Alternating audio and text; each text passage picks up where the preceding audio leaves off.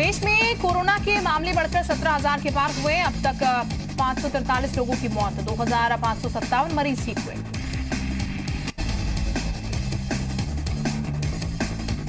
Lockdown में बंदी देश को उम्मीद, 18 राज्यों में घटा कोरोना संक्रमण का डबलिंग रेट। 3.4 की बजाय अब 7.5 दिन में हो रहा है दोगुना। 23 राज्यों के 59 जिलों में 2 हफ्तों में नया केस नहीं। कोरोना संकट पर अच्छी खबर, गोवा और मणिपुर कोरोना से पूरी तरह मुक्त। गोवा के सीएम बोले जनता 3 मई तक ऐसा ही सहयोग करे। गृह मंत्रालय के मुताबिक मुंबई, इंदौर, जयपुर में हालात गंभीर। केंद्र की टीम भेजने पर ममता ने उठाए सवाल, कहा संघीय ढांचे के खिलाफ कदम।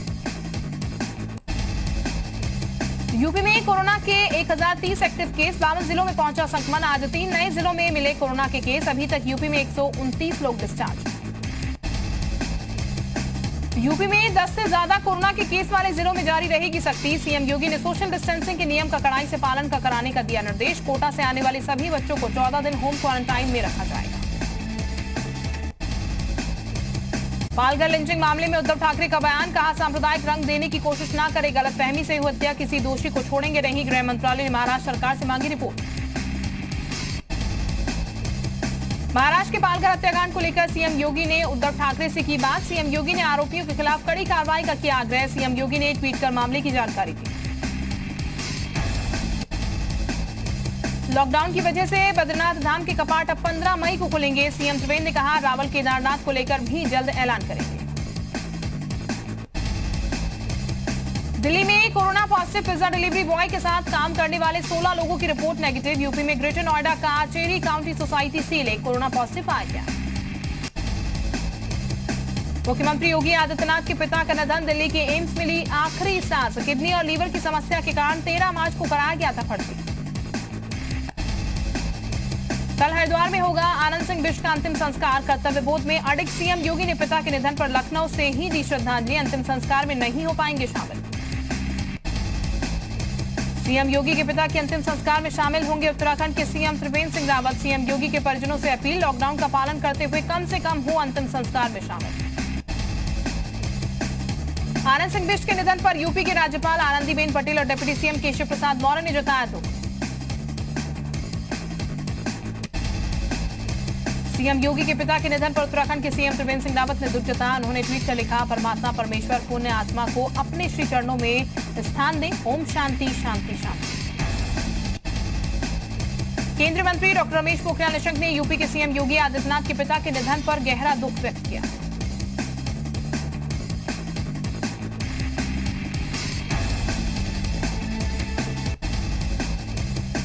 यूपी के सीएम योगी के पिता के निधन पर उत्तराखंड के राज्य मंत्री धन सिंह रावत ने गहरा शोक व्यक्त किया।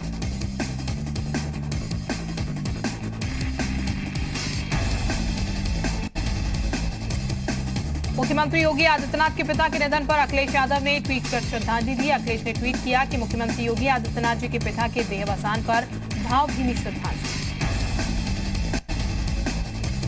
उत्तर प्रदेश के मुख्यमंत्री योगी आदित्यनाथ के पिता आनंद सिंह बिष्ट जी के निधन पर कांग्रेस महासचिव प्रियंका गांधी ने जताया दुख। ट्वीट कर लिखा, मेरी गहरी संवेदनाएं। ईश्वर इस दुख की घड़ी में परिजनों को कष्ट सहने का साहस दे। भावपूर्ण श्रद्धांजलि। केंद्रीय मंत्री स्मृति ईरानी ने भी सीएम योगी के पिता के निधन पर शोक व्यक्त किया। उन्होंने कहा प्रभु उनकी आत्मा को शांति दे और उनके परिजनों को इस कठिन समय में साहस प्रदान करे। बीएसपी अध्यक्ष मायावती ने सीएम योगी के पिता के निधन पर दुख जताया है। कहा मौत की खबर अति दुखद, कुदरत इनके परिवार को उस दुख को सहन करने की शक्ति प्रदान करे। सीएम योगी के पिता के निधन पर उत्तराखंड के कैबिनेट मंत्री मदन कौशिक ने दुख व्यक्त किया। उन्होंने कहा कि ईश्वर उन्हें मोक्ष प्रदान करे, मेरी संवेदनाएं उनके साथ। ओम शांति।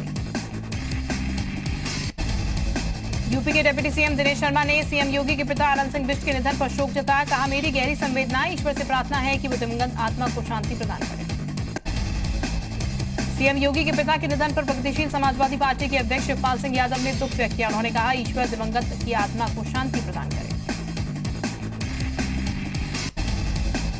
चमोली के नंदा देवी सेंचुरी में दिखा स्नो लेपर्ड। ट्रैप कैमरे में स्नो लेपर्ड का वीडियो कैद। रिजर्व फॉरेस्ट के अधिकारियों में जबरदस्त उत्साह। हाथरस के थाना हसान पुलिस ने समाजसेवियों की मदद से गरीब और जरूरतमंदों को बांटे मास्क और राशन का सामान। लोगों ने भी पुलिस का फूल माला के साथ किया स्वागत। थानेदार ने लोगों को सोशल डिस्टेंसिंग का पालन करने की भी अपील की। उधम सिंह नगर की कटीवा सब्जी मंडी में 2 दुकानदारों में हुई जमकर मारपीट। मौके पर पहुंचकर पुलिस ने दुकानदारों को हिरासत में लिया, दोनों पर मुकदमा दर्ज।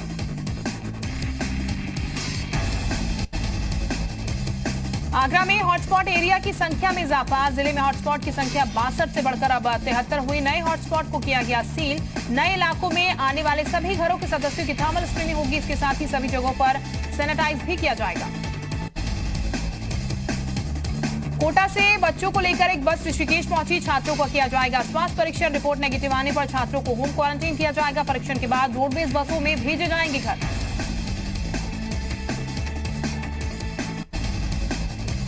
लॉकडाउन खत्म होने के बाद शुरू होगा राम मंदिर निर्माण का काम। ट्रस्ट की महामंत्री चंपत राय का बयान। कहा, लॉकडाउन की अवधि तक नहीं होगा कोई भी आयोजन। मुरादाबाद में कोरोना वॉरियर्स पर पथराव करने वाले 2 आरोपी और गिरफ्तार। वीडियो फुटेज के आधार पर हुई पहचान। अब तक कुल 20 आरोपियों की गिरफ्तारी।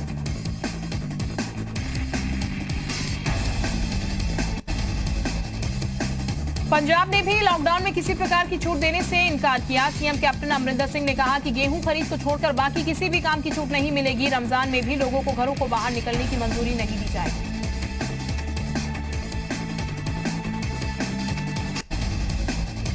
तेलंगाना में लॉकडाउन 7 मई तक आगे बढ़ा दिया गया है। सीएम चंद्रशेखर राव ने कहा है कि फूड डिलीवरी करने वाली कंपनियों के काम पर भी रोक लगा दी गई है। हालात की समीक्षा के लिए 5 मई को बैठक होगी, जिसमें लॉकडाउन खोलने पर उचित फैसला लिया जाएगा।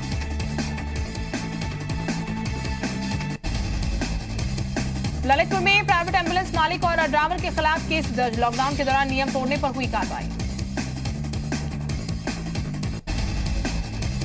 मुजफ्फरनगर में जिलाधिकारी की अध्यक्षता में उद्योग से जुड़े बिंदुओं पर चर्चा के लिए बैठक हुई। बैठक में बीजेपी सांसद केंद्रीय राज्य मंत्री भी मौजूद रहे।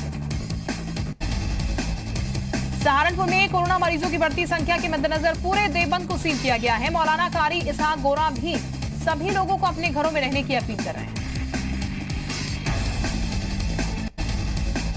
मुजफ्फरनगर में सिविल जजों ने डीएम, एसएसपी समेत कई अधिकारियों के साथ मिलकर गरीब असहाय लोगों की मदद की। लोगों को मास्क, सैनिटाइजर समेत खाने का सामान वितरित किया। इसके साथ लोगों से घरों में रहने की अपील की। पाकिस्तानी प्रधानमंत्री इमरान खान ने ट्वीट कर पीएम मोदी पर निशाना साधा। इमरान ने आरोप लगाया है कि कोरोना के बहाने भारत में मुसलमानों को जानबूझकर निशाना बनाया जा रहा है। पाकिस्तान के आरोप पर भारत ने सिर ताड़ लगाई।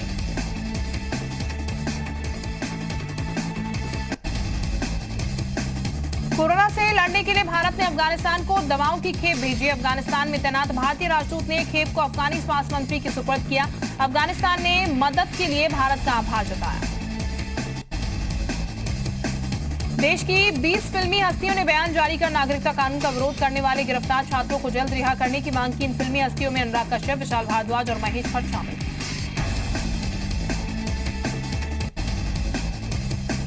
न्यूयॉर्क के एक अस्पताल में काम करने वाली पाकिस्तानी डॉक्टर का वीडियो वायरल। अमेरिका के हालात बताते हुए डॉक्टर कह रहे हैं कि नमाज पढ़ने से ज्यादा जरूरी खुद को बचाना। उन्होंने सोशल डिस्टेंसिंग के महत्व को भी बताया।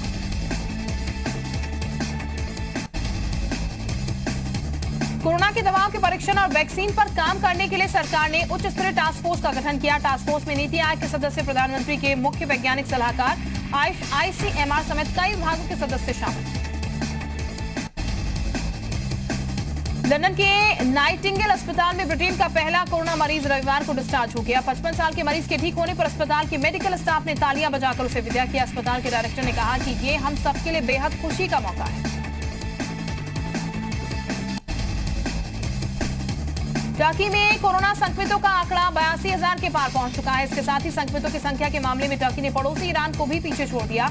हालात से निपटने के लिए टर्की ने इस्तांबुल हवाई अड्डे में 3 अस्पतालों का निर्माण शुरू किया। हाथरस में लॉकडाउन के दौरान एक अनोखी शादी देखने को मिली। शादी में लॉकडाउन के नियमों का पूरी तरह से पालन किया गया। दोनों पक्षों के केवल 10 लोगों और 2 वाहनों को ही अनुमति मिली। शादी में भी सोशल डिस्टेंसिंग का पालन हुआ और वर-वधू ने मास्क पहनकर एक दूसरे के गले में जयमाला डाली। उधम सिंह नगर के कटीमा में लॉकडाउन में किसानों को राहत देते हुए सरकार की ओर से गेहूं खरीद क्रय केंद्र खोल दिए गए हैं। 15 अप्रैल से गेहूं क्रय केंद्र पर लेबर की कमी होने की वजह से अब तक 42 क्विंटल 50 किलो गेहूं की खरीद हो पाई है। यूपी सरकार की पहल के बाद अब उत्तराखंड सरकार भी कोटा से छात्रों को वापस अपने प्रदेश ला रही है। उत्तराखंड कैबिनेट के मंत्री मदन कौशिक ने कहा, सभी बच्चों का स्वास्थ्य परीक्षण करवाने के साथ ही उन्हें क्वारंटीन भी किया जाएगा। मुरादाबाद के टीएमयू मेडिकल कॉलेज में भर्ती एक कोरोना मरीज की मौत। पिछले 8 से 9 दिन से आइसोलेशन वार्ड में भर्ती था मरीज। बद्रीनाथ के कपाट 15 मई को प्रातः 4:30 बजे खुलेंगे। सीएम त्रिवेंद्र सिंह रावत ने कहा, कोविड-19 की परिस्थिति को देखते हुए भारत सरकार के दिशा निर्देशों को पालन सुनिश्चित किया जाना चाहिए। हमने केदारनाथ के कपाट खोलने को लेकर भी चर्चा की। लॉकडाउन में देहरादून के व्यापारियों को राहत देते हुए 2 कोच के पर्सनल ट्रेन का संचालन शुरू किया गया है। रेल अधिकारियों ने बताया कि नई दिल्ली तक व्यापारी आवश्यक सामान भेज सकते हैं या दिल्ली से सामान मंगवा सकते हैं। बदायूं में आज कोरोना के 5 नए मरीज मिले हैं, जिससे जिले में कोरोना संक्रमितों का संख्या बढ़कर अब 13 हो गई है। जिले के सीएमओ ने इसकी पुष्टि करते हुए कहा है कि 81 लोगों की रिपोर्ट आनी बाकी है।